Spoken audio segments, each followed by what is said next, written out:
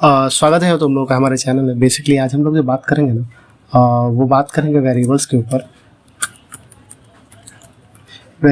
अभी हम लोग तुम लोगों को एक चीज़ बताया ना, तो क्या है कि हम लोग वेरिएबल्स पे आज जो पढ़ेंगे वो पढ़ेंगे कि वेरिएबल्स का डेटा वेरिएबल कैसे बनाया जाता है, वेरिएबल में कैसे डेटा असाइन किया जाता है, और वेरिएबल में कैसे जो वैल्यू है वो असाइन किया जाता है, कैसे उस वैल्यू को किसी वेरिएबल से एक्सेस किया जाता है, डिलीट कैसे किया जाता है वेरिएबल्स का। इससे हमारा क्या होगा कि जो हम अभी तक पाइथन का जो लेक्चर पढ़ते हैं वहाँ पे हम लोगों ने अभी तक पढ़ा हुआ है कि कैसे प्रिंट स्टेटमेंट जनरेट करते हैं। पाइथन का जो इंट्रोडक्शन था वो खत्म हुआ।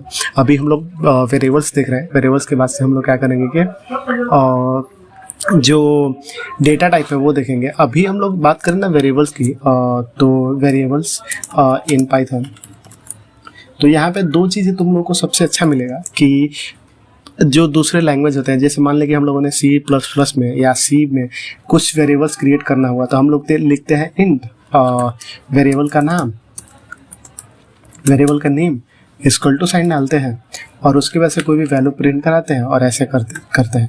तो ये जो टाइप है वो, ये जो C++ में जब प्रोग्रामिंग करते हैं हम लोग, तो वहाँ पे ऐसे हम लोग वेरिएबल क्रिएट करते हैं, जहाँ पे ये जो एक्सप्लिसिटली जो डेटा डिफाइन करना होता है, डेटा का टाइप, वो सबसे ज़्यादा इंपॉर्टेंट हो जाता है। लेकिन हमारे यहाँ पे ऐसा कुछ सीन नहीं है कि जब हम लोग पाइथन में कुछ कर रहे हैं तो हमें डिफाइन करना पड़े। पाइथन में क्या होता है कि ऑटोमेटिकली वो डिटेक्ट कर लेता है। जैसे मान लें मैंने यहाँ पे राम लिखा, राम इक्वल टू 25 लिखा, ठीक है, 23 लिखा, तो ये एक इंटीजर टाइप का वेरिएबल बन गया, इंटीजर टाइप का वेरिएबल बन गया, जहाँ पे ये जो है 23 वो वैल्यू सेव हो गई।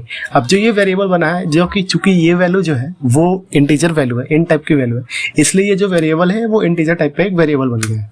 अभी मैं सेम टू सेम लिख दूँ, रामा इक्वल टू कोई स्ट्रिंग वैल्यू डाल दो, तो स्ट्रिंग वैल्यू में जब डालूंगा तो ये हो गया रैम। जब राम हुआ या कोई भी हो, तो यहाँ पे जो चीज़ें हैं वो चीज़ें हमको क्या करती हैं कि इम्प्लिसिटली ही पाइथन क्या करता है कि पाइथन का आईडी ये जो वैल्यू है उस वैल्यू को क्या करता है कि स्ट्रिंग वैल्यू में कन्वर्ट कर देता है। स्ट्रिंग वैल्यू में कन्वर्ट करने से हमें ये हुआ कि जो दूसरी प्रोग्रामिंग लैंग्वेजेस है जहाँ पे हम लोग क्या करते हैं कि एक्सप्लिसिटली यहाँ पे जब हम टाइप बताते हैं किसी भी वेरिएबल्स का, वो टाइप बताने की हमें ज़रूरत नहीं पड़ती है पाइथन में। तो ये फर्स्ट होगा कि हमें कैसे एक वेरिएबल को क्रिएट किया जाता है पाइथन में विद द हेल्प ऑफ उनके जो आईडी होते हैं वहाँ पे। और सेकेंड चीज़ जो है कि वेरिएबल में वैल्यू कैसे असाइन किया जाता है। तो वेरिएबल में जो वैल्यू असाइन करने का सिस्टम है ना, वो देख लो।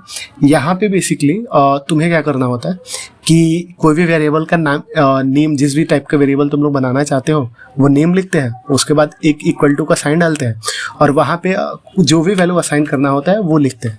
अगर हम लोगों को इंटीजर वैल्यू असाइन करना है तो नंबर्स डालेंगे, और मान लो कि मैंने कोई एक गेम करके वेरिएबल डिफाइन किया और वहाँ पे मुझे एक स्ट्रिंग वैल्यू डालना है, तो हम लोग डबल कोलन में जो भी स्ट्रिंग डालेंगे वो स्ट्रिंग क्या होगा कि वहाँ पे स्ट्रिंग टाइप का वेरिएबल क्रिएट होकर वहाँ पे वो चला जाएगा। अगर हम लोग इसको देखें कि टाइप ऑफ वेरिएबल क्या होगा, तो अगर मैं टाइप ऑफ करूँ, प्रिंट करूँ उनका ब्रैकेट में टाइप, और टाइप में मैं वैल्यू डाल रहा हूँ पहले गेम का, तो यहाँ पे जो आउटपुट आएगा वो आउटपुट होगा, जो वैल्यू होगी स्ट्रिंग, ये देख स्ट्रिंग की जो वैल्यू है वो आउटपुट है। अगर हम लोग सेम टाइप के वेरिएबल पे क्या करें कि प्रिंट करें, प्रिंट में टाइप ऑफ डालें, टाइप ऑफ क्या होगा,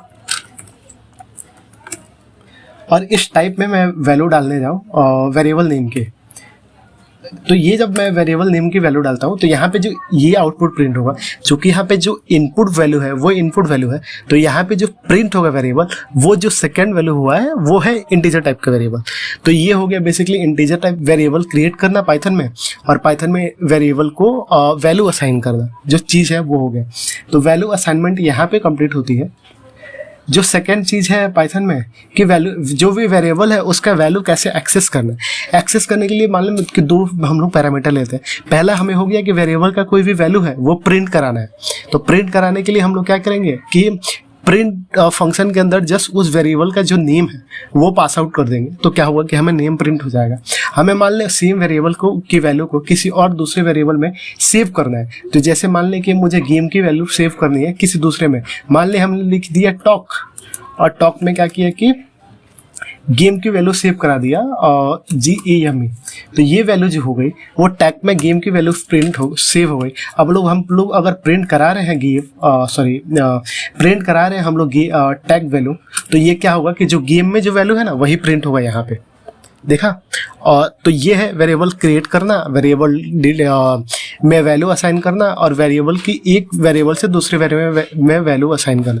जो हमारा थर्ड टॉपिक है, वो थर्ड टॉपिक क्या है कि वेरिएबल को कैसे डिलीट करते हैं। डिलीट करने के लिए पाइथन में एकदम इजी स्टेटमेंट है, डेल लिखते हैं, डेल लिखने के बाद से उस वेरिएबल का नेम लिख देते हैं। जैसे मुझे मान लो कि प्रिंट करना है, गेम को डिलीट करना है, मैंने गेम लिख दिया। अभी मुझे उस चीज़ को, सेम चीज़ को मैं प्रिंट कराऊं तो यहाँ पे देखना कि एरर आएगा। देख यहाँ पे एक रेड कलर का नीचे साइन क्रिएट हो रहा होगा, ये है कि जो वैल्यू है वो डिलीट है। देख सब चलेगा और लास्ट में एरर आएगा यहाँ पे। तो ये क्या हुआ है कि यहाँ पे जैसे ही हम लोगों ने कोड चलाया, तो जब तक लाइन यहाँ पे थी तो गेम की जो वैल्यू है वेरिएबल की वो यहाँ पे डिलीट हो चुकी है। डिलीट होने के कारण जो ये प्रिंट स्टेटमेंट है वो यहाँ पे एरर जनरेट करके दे रहा है।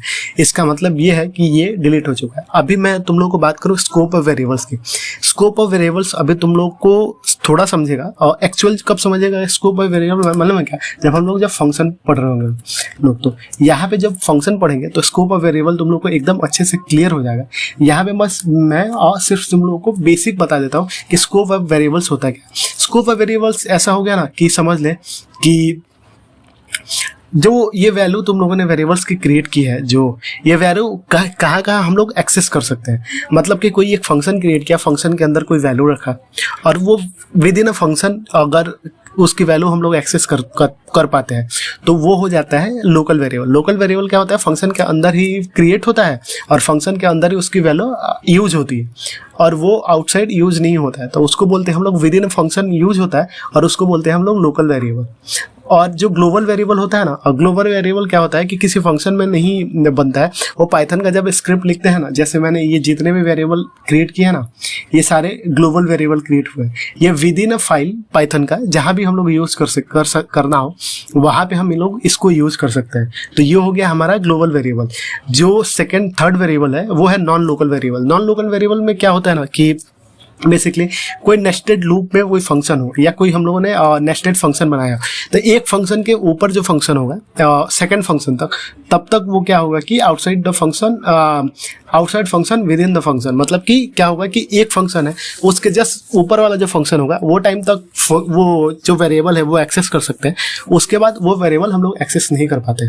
अब बात करें कि वेरिएबल होता क्या है, तो मैं वेरिएबल को सिर्फ इतना समझ लो कि एक मेमोरी लोकेशन है, ठीक है, और